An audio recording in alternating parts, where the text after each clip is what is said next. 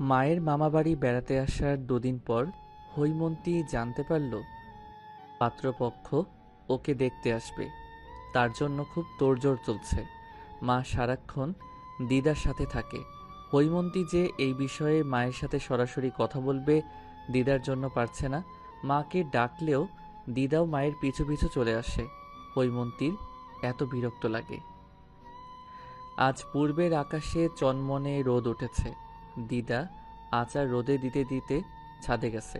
মাকে একা পেয়ে হৈমন্তী চাপা কণ্ঠে বলল, আমাকে পাত্রপক্ষ দেখতে আসবে অথচ আমিই জানি না। আজ হৈমন্তী আর দমে গেল না।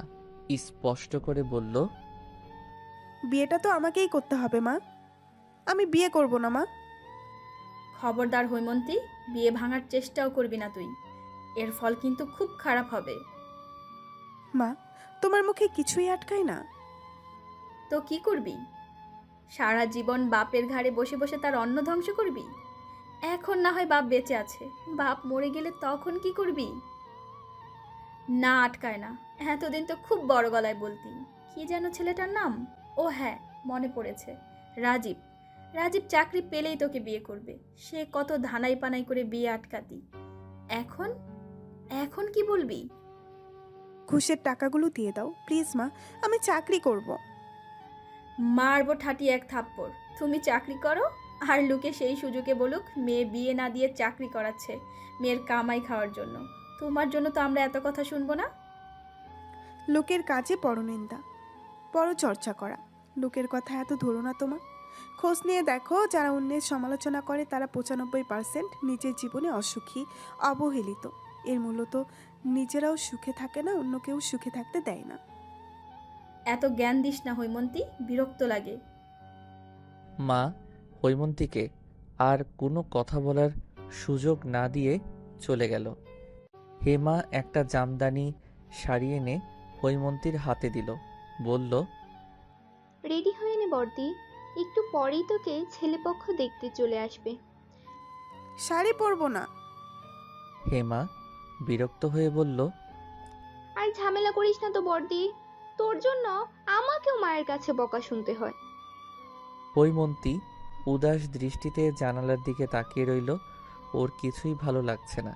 একদিকে বিয়ে করতে ইচ্ছে করে না, অন্যদিকে প্রতিনিয়ত মায়ের কটুবাক্য, অবহেলা সহ্য হয় না। মধ্যবিত্ত পরিবারের মেয়েদের বয়স বেশি হলেই বাবা মায়ের আসল রূপ চেনা যায়। মা হৈমন্তীকে বিদায় করার জন্য অস্থির হয়ে আছে। একমাত্র হৈমন্তীর বিয়েই পারে বাবা মাকে মুক্তি দিতে। বিকালের দিকে হৈমন্তীকে 3জন মহিলা ও 1জন পুরুষ দেখতে এলো। মহিলা 3জন বিবাহিত, সম্ভবত ছেলের 1 বোন আর 2 বৌদি হবে। আর পুরুষ মানুষটাই বোধহয় পাত্র। ছেলেটা পাঞ্জাবি পরে এসেছে, কথাবার্তা খুব স্মার্ট। বয়স আনুমানিক 28 বা তার একটু কম বেশি হতে পারে। মহিলা 3জন প্রাথমিকভাবে হৈমন্তীর নাম, কিসে পড়ে, শখ কি, এগুলো জিজ্ঞেস করল। ছেলেটার সাথে এখনো হৈমন্তীর কথা হয়নি। হৈমন্তী ভেবেছিল ওদের আলাদা কথা বলতে দেবে, তখন রাজীবের ব্যাপারে জানানো যাবে। তার কিছুই হলো না। তারা হৈমন্তীকে দেখে। হৈমন্তীর ছবি চেয়ে নিয়ে জলখাবার খেয়ে চলে গেল। বলল, ফোনে জানাবে। 2 দিন পর ছেলের বাড়ি থেকে ফোন এলো, তাদের মেয়ে পছন্দ হয়েছে। ছোট পরিসরে অনুষ্ঠান করে খুব শীঘ্রই বিয়েটা সেরে ফেলতে চায় তারা। হৈমন্তীর বাবা মা এক বাক্যে রাজি হয়ে গেল। সন্ধ্যা 7টার দিকে হৈমন্তীর নাম্বারে আননোন নাম্বার থেকে ফোন এলো। দ্বিতীয়বার রিং হবার পর ফোন রিসিভ করলো হৈমন্তী। বলল, হ্যালো, কে বলছেন? একটা পুরুষালী ভরাট কণ্ঠস্বর বলল, দীপঙ্কর সেন বলছি। কেমন আছেন? ঠিক চিনলাম না। না চেনার কথা, তবে আমাদের বিয়ে বোধহয় ঠিক হয়ে গেছে। হৈমন্তী খুব লজ্জা পেল। এভাবে কেউ সরাসরি বলে? দীপ্ত বলল, আমাকে পছন্দ হয়েছে তো হৈমন্তী? হৈমন্তীর চোখের পাতায় দীপঙ্করের হাসি হাসি সুন্দর চেহারা ভেসে উঠল। অপছন্দ করার কিছু নেই, যে কোনো মেয়ে দীপঙ্করকে দেখলে পছন্দ করবে। হৈমন্তী ইতস্তত করে বলল, আমি কিছু বলতে চাই। বলুন। ফোনে বলবো? আমার আজ দেখা করার সময় হবে না, আপনি বরং ফোনেই বলুন, যদি অসুবিধে না হয়। আমার একটা অতীত আছে। অতীত বলতে কাউকে ভালোবাসতেন? হুম। এখনো বাসেন? হয়তো না। তাহলে আমার কোনো সমস্যা নেই। অনেক দিনের সম্পর্ক ছিল। কত বছর? 7 বছর। দীপঙ্কর চুপ হয়ে গেল। প্রায় 30 সেকেন্ড পর বলল, ভালোবাসার মানুষকে বিয়ে করলেন না কেন? আমার বয়স বেশি, তার মা আমাকে মানবে না, অজুহাতে সে আমাকে ছেড়ে গেছে। দীপঙ্কর মনে মনে ওই অদেখা ছেলেটাকে কড়া একটা গালি দিল। হৈমন্তীকে বলল, এই বিষয়ে আর কাউকে কিছু বলার দরকার নেই। আচ্ছা। আর একটা কথা, কি? যেহেতু এত বছরের সম্পর্ক ছিল, এমন কিছু নেই তো আপনাদের মাঝে যার জন্য পরবর্তীতে ব্ল্যাকমেইল হওয়ার সম্ভাবনা থাকবে?